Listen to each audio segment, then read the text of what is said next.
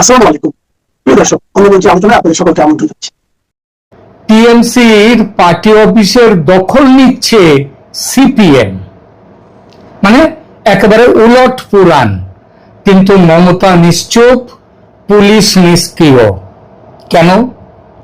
কোনো সমঝোতা? গোপন? একেবারে চমকে যাওয়ার মতো খবর এটা। অবিশ্বাস্য বললে কম বলা হয়। তৃণমূলের পার্টি অফিসের দখল নিচ্ছে সিপিএম, অথচ সুপ্রিমো মমতা ব্যানার্জির মুখে রা শব্দটি নেই। মমতার পুলিশ নিশ্চুপ, যেন বঙ্গ রাজনীতিতে এটাই স্বাভাবিক, নতুন কিছু নয়। এই নিরুত্তাপ দখল বেদখল দেখে আমজনতার মনে এই প্রশ্ন ওঠা খুবই স্বাভাবিক যে এই যে দখলের রাজনীতি ভোটের মুখে দেখা যাচ্ছে, এটা কি তৃণমূলের পতনের সংকেত, বা বাঘ থেকে ইঁদুর হয়ে যাওয়া সেই গল্পটি নতুন করে দেখাচ্ছে, নাকি এর পেছনে কোনো বড় রাজনীতি আছে, কোনো গোপন সমঝোতা? এখনকার প্রতিবেদন এই বিষয়টি নিয়ে। প্রথমে ঘটনার যে রূপ দেখা যাচ্ছে, মানুষ দেখতে পাচ্ছে, সেই বিষয়টা একটু বলি। মুর্শিদাবাদ, বিশেষ করে মুর্শিদাবাদের ডোমকলের এই পার্টি অফিস বদল বা লাল পতাকার প্রত্যাবর্তন বর্তমানে পশ্চিমবঙ্গের রাজনীতির অন্যতম আলোচিত বিষয়। 2026-এর বিধানসভা নির্বাচনকে সামনে রেখে যে রাজনৈতিক ভাঙা গড়ার খেলা শুরু হয়েছে, তারই একটি বড় প্রতিফলন এই ঘটনাগুলো। পার্টি অফিস দখল বেদখল হওয়ার ঘটনা এই পশ্চিমবঙ্গে নতুন কিছু নয়। শাসক তার বিরোধীর অফিস জোর করে দখল করবে, নেতা কর্মীদের ভয় দেখিয়ে, মানে প্রাণের ভয় দেখিয়ে, সম্পত্তি লুণ্ঠনের ভয় দেখিয়ে, বাড়ির মা বোনেদের ইজ্জত নেয়ার ভয় দেখিয়ে দলে টানবে। এটাই অলিখিত নিয়ম। আর তৃণমূল কংগ্রেসের গত 15 বছর তো এই নিয়মকে আইনে পরিণত হয়েছে। হঠাৎ তাহলে উলট পুরাণ কেন? সিপিএম কি করে টিএমসির অফিস দখল করে? এই ঘটনা যে শুধু মুর্শিদাবাদের ডোমকলে হচ্ছে তা নয়, আরো বেশ কিছু জায়গায় এই ঘটনা ঘটার খবর এসেছে। মানে এখানে যে শেষ হয়েছে তা নয়, আরো জায়গা থেকে আসার সম্ভাবনাও উড়িয়ে দেয়া যায় না। এ পর্যন্ত তৃণমূলের অফিস বামেদের দখলে চলে যাওয়ার একটা জেলা ভিত্তিক তালিকা যতটা পেয়েছি দিচ্ছে আপনাদেরকে।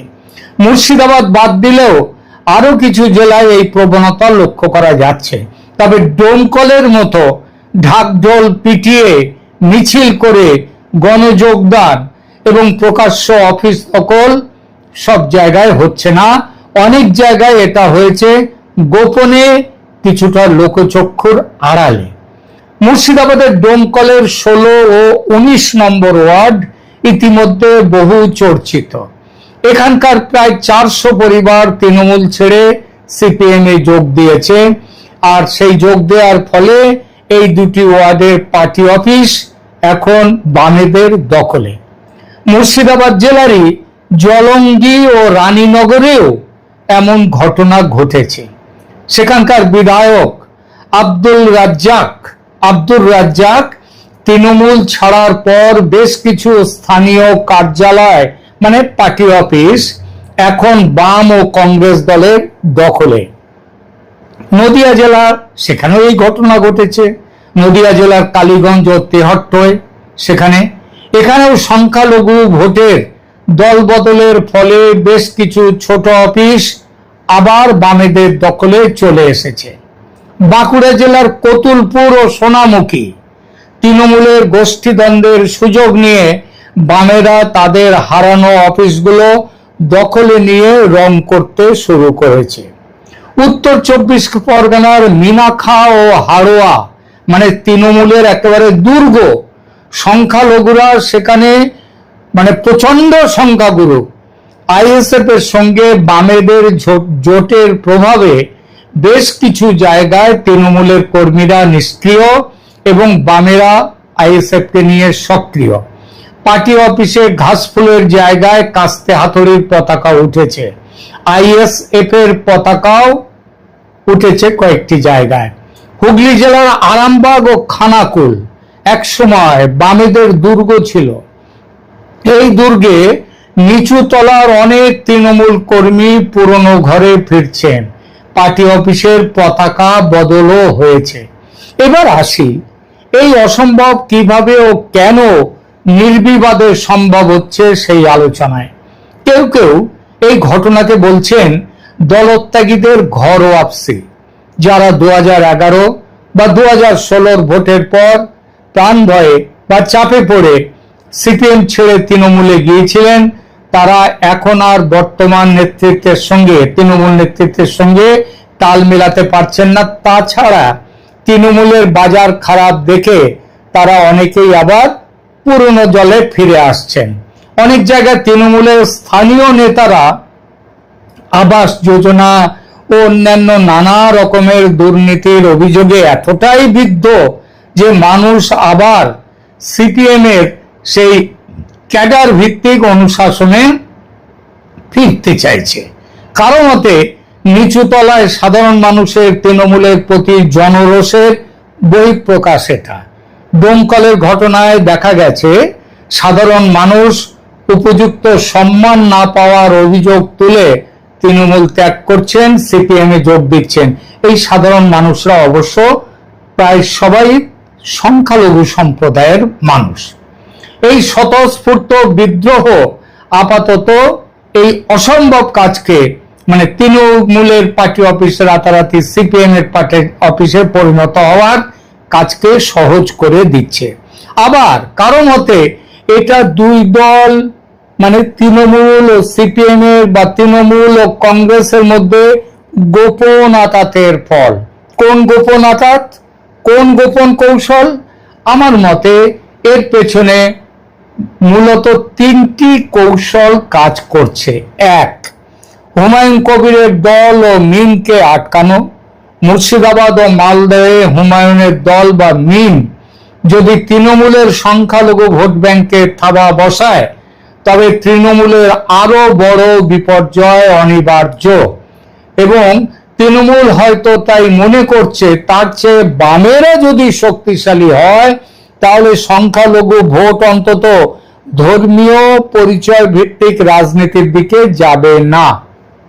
সেক্ষেত্রে ভোট কাটাকাটি তীব্রতর হবে এবং মিম বা ওই যে হুমায়ুন কবিরের দল, তাদের জেতার সম্ভাবনাটা ক্ষীণ হবে, জেতার সম্ভাবনাটা বাড়বে বামেদের সেই ফাঁকে, এবং ফলে ভোট কাটাকাটিও তীব্রতর হবে। আর ভোট কাটাকাটি তীব্রতর হলে সেই ফাঁকে জিতে যাবে টিএমসি। আর টিএমসি যদি নাও জিততে পারে, যদি বামেরা জিতে যায়, সেটাও হচ্ছে টিএমসির পক্ষে সেটাও একটা বড় আশীর্বাদ। কেন আশীর্বাদ? কারণ বামেরা তো ভোটের পরে হাং অ্যাসেম্বলি হলে তারা তো আর তৃণমূলের মানে বিজেপির সঙ্গে যাবে না, তারা থাকবে টিএমসির সঙ্গেই। পরবর্তীকালে তাহলে তৃণমূলের হারানো জমি পুনরুদ্ধারের সম্ভাবনাটা বেঁচে থাকবে। বামেদের বারবারন্ত দেখিয়ে এই ধরনের ইসলামী প্রতিস্পর্ধী দলগুলোর জন্য তাদের ডানা ছাটার চেষ্টা করা হতে পারে সিপিএম এর সঙ্গে তৃণমূল সমঝোতা করলে। কিন্তু এর সঙ্গে আছে আর এক অঙ্ক, যেটার কথা একটু আগে বলছিলাম। ভোটের পর ত্রিশঙ্কু বিধানসভা হলে তখন দরকার পড়বে বাম কংগ্রেসের সমর্থন। কারণ ওই হুমায়ুন কবিরের দল কিংবা আসাদুদ্দিন ওয়াইসির দলের কেউ না কেউ, তারা মোটামুটি, হুমায়ুন কবির তো একবার বিজেপি থেকে ঘুরে এসছেন, সুতরাং তিনি আবার ভোটের পরে আসন পেলে বিজেপিতে চলেও যেতে পারেন। ফলে আর বামেরা কিংবা কংগ্রেস তো সেটা করবে না। ফলে দুই ফুলের কোনো ফুল, মানে ঘাস ফুল এবং পদ্ম ফুল, তারা যদি 148টা বিধানসভা আসন না পায় কেউই, তখন অগতির গতি হবে বাম কংগ্রেস। সেই অগতি অবশ্যই টিএমসি, কারণ তারা ওই বাম এবং কংগ্রেস বিজেপিকে সাপোর্ট দিতে পারে না। অতএব ভাবি সহযোগীদের এই অফিস দখল নিয়ে তাদেরকে চটাতে চায় না টিএমসি, তাই কিল খেয়ে কিল হজম করছে। মমতা চুপ করে আছে। বিজেপি এবং বামেদের মধ্যে ভোট কাটাকাটির অঙ্ক কষেই অনেক সময় শাসক দল বামেদের স্পেস ছেড়ে দেয়। যদি বামেরা বেশি ভোট পায় তবে বিজেপি দুর্বল হবে, কারণ বামেদের বেশি ভোটের একটা অংশ হিন্দু ভোটও হতে পারে। সুতরাং এই তত্ত্ব তৃণমূলের দীর্ঘদিনের কৌশল। ডোমকলের বা অন্যান্য জায়গার এই চিত্রটি আসলে একটি টেস্ট কেস। তৃণমূল যদি মনে করে বামেদের উস্কে দিয়ে তারা অন্য বড় বিপদ এড়াতে পারবে, তবে সেটি তারা করবেই। কারণ বামেদের এই অফিস দখল যদি সাধারণ মানুষের ক্ষোভের বহিঃপ্রকাশ হোক আর নাই হোক, এটা তৃণমূলের সাথে তাদের ভবিষ্যৎ যে একটা সেটিং আঁতাত, সেই আঁতাতের সাথে মিল রেখেই তাদের বিরুদ্ধে কিছু বলছে না। ওই যে বললাম, ভবিষ্যতের মুখ চেয়ে কিল খেয়ে কিল হজম করা। নির্বাচনে হাং অ্যাসেম্বলি হলে সরকার গড়তে তৃণমূলকে সমর্থন দিতে সিপিএম ও কংগ্রেস ইতিমধ্যেই সিদ্ধান্ত নিয়ে ফেলেছে। সুজন চক্রবর্তী, আমি আমার এই আগের ভিডিওতে বলেছি, তিনি বলেছেন তাদের বাদ দিয়ে কোনো সরকার গড়া যাবে না। আর কংগ্রেসের রাহুল ও সোনিয়া গান্ধী দুদিন আগেই ওই স্ত্রী শক্তি বিল, সেটা সংসদে পাস না হওয়ার ফলে তারা রাহুল এবং সোনিয়া গান্ধী অভিষেক ব্যানার্জি এবং মমতার সঙ্গে দীর্ঘ আলোচনা করেছেন নির্বাচন উত্তর পরিস্থিতি নিয়ে।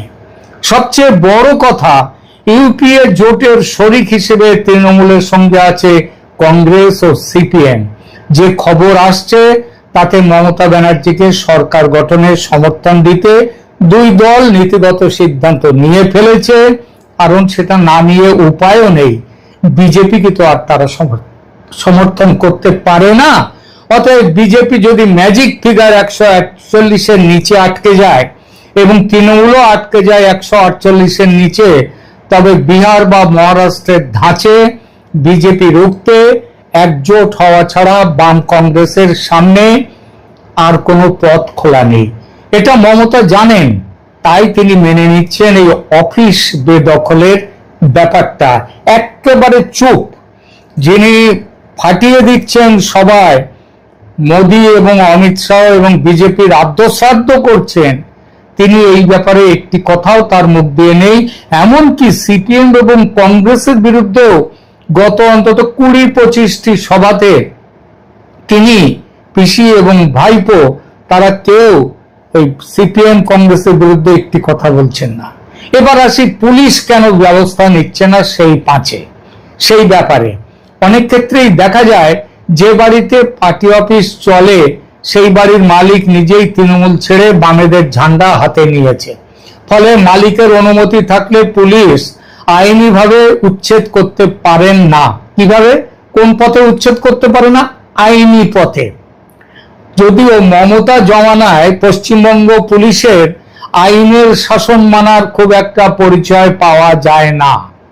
এখন ভোটের বাজারের হাওয়া বুঝে পুলিশের মনে পড়েছে আইনের একটা বই আছে, সেই বইয়ে পুলিশের কি করা উচিত কি করা উচিত নয় সেটা বলা আছে।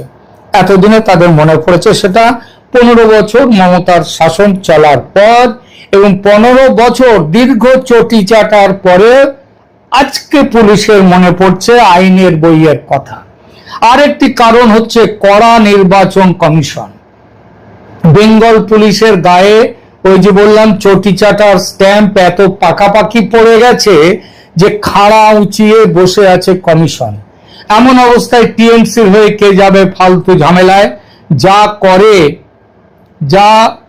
করে করুক ওরা। তাছাড়া টিএমসি তো আর পুলিশের কাছে নালিশ করছে না, তাহলে কেন যাবে পুলিশ? আর তাই মমতা ব্যানার্জির জমানায় ভোটের আবহে নতুন ছবি দেখছে এই পশ্চিমবঙ্গ। এ থেকে সাধারণ ভোটার কি বার্তা পাচ্ছে? একটা নয়, বেশ কয়েকটি বার্তা। প্রথমত, হাতি পাঁকে পড়েছে, ওঠার সম্ভাবনা খুব কম। ওই যে জনসভায় মোদী অমিত শাহের আদ্যশ্রাদ্ধ করছেন মমতা, সেটা হাতির বিরুদ্ধে হাতির যুদ্ধের হুঙ্কার নয়, হাতি যুদ্ধের হুঙ্কার দিচ্ছে না, ওটা বাঁচার জন্য আর্তনাদ করছে। দ্বিতীয়ত, পাক থেকে হাতিকে ওপরে টেনে তোলার ক্ষেত্রে একমাত্র ভরসা এখন সিপিএম কংগ্রেস। মমতা এবং অভিষেকের ওই যে বললাম বিগত 20-25 দিনের ভাষণ আমি গভীরভাবে ফলো করেছি, একটা জায়গাতেও সিপিএম কংগ্রেসের বিরুদ্ধে একটা ছোট্ট বাক্য নেই। গুলি গোলা সব মজুত করা হয়েছে, ছোড়া হচ্ছে বিজেপির দিকে। এর মানে একটাই, গোপন সমঝোতা হয়ে গেছে, যাকে বলে সেটিং। এতদিন সিপিএম বলতো মোদি মমতার সেটিং, আজকে হয়ে গেছে মোদি মমতা নয়, সিপিএম এবং টিএমসির সেটিং, কংগ্রেস এবং টিএমসির সেটিং। বাঙালির কাছে মূল শত্রু এখন, এবং কংগ্রেস এবং সিপিএম এর কাছে তো বটেই, যে মূল শত্রু এখন মমতা ব্যানার্জি নয়, তাদের মূল শত্রু এখন মোদি। তৃতীয়ত, ধর্মীয় মেরুকরণ প্রতিদিন আরো ব্যাপক হচ্ছে। ঘুষ, দুর্নীতি, চাকরিচুরি, চটিচাটা পুলিশ ও প্রশাসন, সব অভিযোগ পেছনে চলে গেছে, চাপা পড়ে গেছে। রাজনীতি এসে দাঁড়িয়েছে পুরোপুরি ধর্মীয় বিভাজনে। মুসলিম ভোটারের কাছে তৃণমূলকে জেতানো আর প্রায়োরিটি নয়, প্রায়োরিটি হলো, খেয়াল করবেন কথাটা, মুসলিম ভোটারের কাছে তৃণমূলকে জেতানো আর প্রায়োরিটি নয়, প্রায়োরিটি হলো বিজেপিকে হারানো। আর তার জন্য যেখানে বিজেপির বিরুদ্ধে যে প্রার্থী সবচেয়ে শক্তিশালী, তার পক্ষে যাবে মুসলিম ভোট। সে টিএমসি হতে পারে, সিপিএম আইএসএফ হতে পারে, বা কংগ্রেস হতে পারে। এদের পরে পছন্দের তালিকায় আসবে হুমায়ুনের পার্টি, ওয়াইসি পার্টি, যদি একান্তই এদের নাম আসে, এদের কোনো গুরুত্ব আসে। অন্যদিকে হিন্দু ভোটার, সে কম রেড হোক বা বেশি রেড হোক, হাত হোক বা পাত হোক, এটা বুঝে গেছে এদের যাকেই ভোট দেওয়া হোক না কেন, সব ভোট আলটিমেটলি গিয়ে পড়বে মমতা ব্যানার্জির বাক্সে। এটা হিন্দু ভোটাররা বুঝে গেছে। সুতরাং তারা সাবধান হচ্ছে বঙ্গের হিন্দু ভোটার, যাতে বাঁচার তাগিদে হিন্দু ভোটারের ভোট বিজেপির বাক্সে পড়ে, সেই ব্যাপারে তারাও প্রতিজ্ঞাবদ্ধ হচ্ছে। এখনকার মতো এই পর্যন্ত, ভালো থাকবেন, ধন্যবাদ। ধারণা করছিলাম বা মোটামুটি ইঙ্গিত পাওয়া যাচ্ছিল যে ডক্টর ইউনূস সরকার বিদায়ের পর থেকেই বাংলাদেশ ভারত সম্পর্ক উন্নয়ন ঘটবে এবং সেই জন্য কিছু উদ্যোগ নেওয়া হয়েছিল, কিন্তু সেই চেষ্টার জোরদার হতে না হতেই আমরা দেখছি যে ভারত বাংলাদেশের সম্পর্কের দূরত্বটা আরো গভীর হতে যাচ্ছে, এমন আশঙ্কায় দেখা যাচ্ছে। যারা বলছেন যে পশ্চিমবঙ্গের সরকার পরিবর্তনের কারণে, অর্থাৎ সেখানে বিজেপি সরকার গঠনের ফলে বাংলাদেশ ভারত সম্পর্কে কোনো ধরনের প্রভাব পড়বে না, তাদের ধারণা সম্ভবত ভুল হতে যাচ্ছে। শুরু থেকেই বলে আসছিলাম, আমাদের মতো কিছু মানুষ, নগণ্য সংখ্যক কিছু মানুষ বলে আসছিলাম যে অবশ্যই অবশ্যই পশ্চিমবঙ্গের সরকার পরিবর্তনের ফলে দুই দেশের মধ্যে নানা দিক থেকেই নেতিবাচক প্রভাব পড়বে। ভারতের প্রভাবশালী বাংলা দৈনিক আনন্দবাজার একটি খুবই ইঙ্গিতপূর্ণ প্রতিবেদন প্রকাশ করেছে, হয়তো আপনাদের চোখে অনেকেরই পড়েছে। নানান দিক থেকে এটি ইঙ্গিতপূর্ণ। বিশেষ করে তারা তিস্তা বহুমুখী প্রকল্প নিয়ে শুরুতেই যে কথা বলার চেষ্টা করছে তা হচ্ছে এরকম যে এই প্রকল্পের বেইজিংয়ের সক্রিয়তা নয়াদিল্লির জাতীয় নিরাপত্তা ও কৌশলগত স্বার্থের জন্য বড় হুমকি হয়ে দাঁড়াতে পারে। ভারত সবসময় এটি বলে আসছে, যদিও এটি আমাদের প্রয়োজন, খুব প্রয়োজন। চীন শুরু থেকে এই প্রকল্প অর্থায়ন করতে চাচ্ছিল সেই আওয়ামী লীগ সরকারের সময় থেকে। ভারত বাধা দিয়ে আসছিল, ভারত একসময় প্রস্তাব দিল যে আমরা ঋণ দিব এই প্রকল্প করার জন্য, আমাদের তো টাকা প্রয়োজন। শেখ হাসিনাও বলছিলেন ঠিক আছে, ভারত যদি এই প্রকল্প অর্থায়ন করে তাহলে তো কোনো সমস্যা থাকে না, কিন্তু ভারত আবার ঋণও দিতে গড়িমসি করছিল এবং একটা পর্যায়ে ওইখানেই থমকে যায়। বিএনপি সরকার আসার পরে যেমন চীন উদ্যোগী হয়েছে, ঠিক ডক্টর ইউনূস সরকার আসার পরেও চীনের খুব আগ্রহ ছিল দ্রুত গতিতে এই প্রকল্পে তারা কাজ যেন শুরু হয়। নানান কারণে সেটি শুরু হয়নি, এখন সেই উদ্যোগটি নেওয়া হয়েছে। এখন আনন্দবাজার যেটি বলছে যে বিশেষ করে ভারতের উত্তর পূর্বাঞ্চলের প্রবেশদ্বার হিসেবে পরিচিত শিলিগুড়ি করিডোরের নিকটবর্তী এলাকায় চীনের উপস্থিতি ভারতীয় নীতি নির্ধারকদের চিন্তার মূল কারণ হয়ে দাঁড়িয়েছে। ভারত মনে করে তিস্তা নদীর সংরক্ষণ ও উন্নয়নের আড়ালে চীনের মূল লক্ষ্য হলো এই অঞ্চলে ভূকৌশলগত আধিপত্য বিস্তার করে। এখন চীনের আগে হচ্ছে প্রকাশ, তারা যদি বলছে যে চীনের ইউনান প্রদেশের সাথে এই করিডোরের মধ্য দিয়ে ভারতের সঙ্গে তারা সংযোগ ঘটাবে, কিন্তু চীনের নিশ্চয়ই অন্য দেশে রয়েছে, এবং চিকেন নেকের কাছে এই প্রকল্প গড়ে উঠলে তাদের নজরদারিটা করা ভারতের উপরে খুব সহজ হবে, এবং ভারতও সেটি বুঝতে পেরে নানানভাবে বাধা দিয়ে আসছে।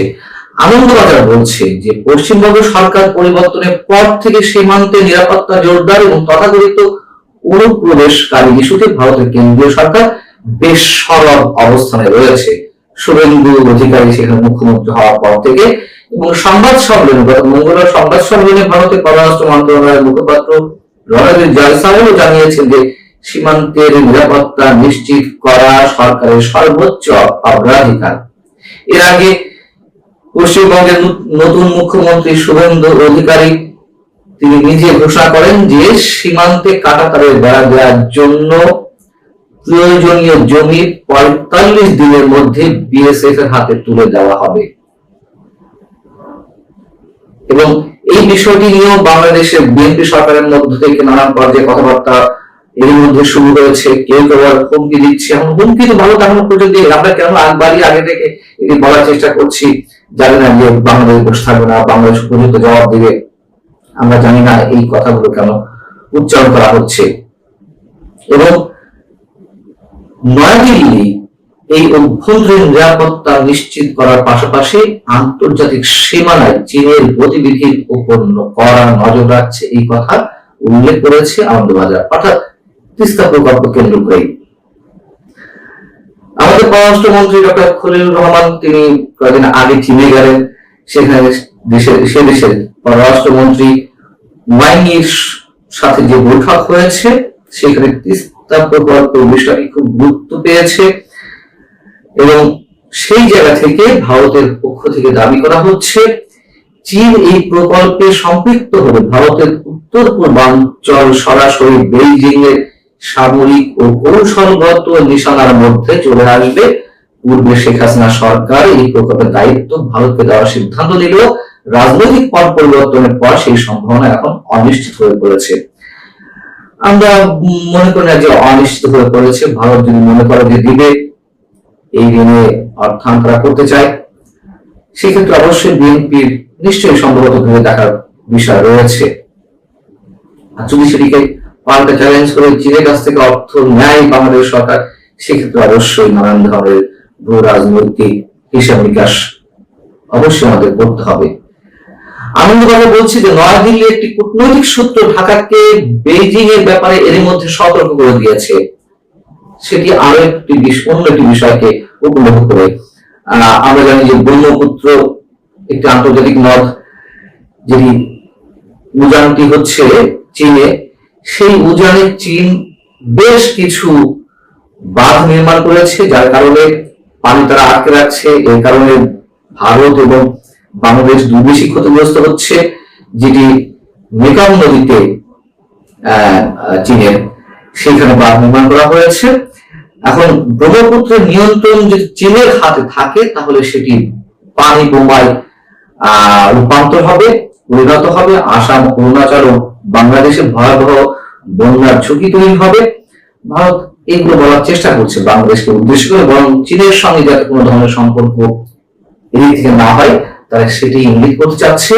এবং চীনের সঙ্গে বাংলাদেশের যে সখ্যতা ভারত দেখছে সেটিকেও ইঙ্গিত করে আনন্দবাজার খুবই তাৎপর্যপূর্ণ কিছু মন্তব্য করেছে। এখানে বলা হচ্ছে যে সম্প্রতি চীন স্বীকার করেছে তারা অপারেশন সিঁদুরের সময় পাকিস্তানের যুদ্ধ বিমান রক্ষণাবেক্ষণে সহায়তা করেছিল। এই প্রসঙ্গে ভারতের পররাষ্ট্র মন্ত্রণালয়ের মুখপাত্র শ্রী রণধীর জয়সওয়াল এমন মন্তব্য করেছেন যে এই ধরনের সহযোগিতার কথা ভারত আগে থেকে জানত, অর্থাৎ পাকিস্তানকে চীন যে সহযোগিতা করেছে। মন্তব্য করা হচ্ছে যে সন্ত্রাসবাদী পরিকাঠামো রক্ষা করতে গিয়ে কোন রাষ্ট্র নিজেদের মান সম্মান বিসর্জন দেবে কিনা তা সংশ্লিষ্ট রাষ্ট্রের নিজস্ব সিদ্ধান্তের বিষয়। স্বাভাবিকভাবে তিস্তা প্রকল্প ও আঞ্চলিক নিরাপত্তার প্রশ্নে ভারত এখন অত্যন্ত সতর্ক অবস্থান গ্রহণ করেছে। এটা ভারতের দিক থেকে জানাচ্ছে আনন্দবাজার। আমি আগেই বলেছি যে ভারত তিস্তার পানি আটকে রেখেছে। মমতা বন্দ্যোপাধ্যায়ের কথা এতদিন বলা হচ্ছে যে তিনি মুখ্যমন্ত্রী পশ্চিমবঙ্গের এবং আমাদের তিস্তা নদী তো সেখান থেকে আসছে, আগে সেখানকার চাহিদা পুরে তারপর বাংলাদেশকে দেওয়া হবে কিনা সেগুলো ভালো হবে, সেই ভালো হবে বিষয় চলছে প্রায় 1.5 যুগ ধরে। ভারতকেও তো একটি সিদ্ধান্ত আসতে হবে, শুধু বাধা দিলেই তো হবে না। আমাদের তো পানির প্রয়োজন, তিস্তার পানির অভাবে আমাদের উত্তরবঙ্গে একেবারে মরুভূমিতে পরিণত হয়েছে। মোদ্দা কথা, এরই মধ্যে ভারত বাংলাদেশের সম্পর্ক উন্নয়নের যে চেষ্টা শুরু করেছিল তা যে অনেকখানি ভেস্তে যেতে চলেছে তার ইঙ্গিত এর মধ্যে আমরা রান্না হয়ে পেতে চলেছি। ভালো থাকুন সবাই, আল্লাহ হাফিজ।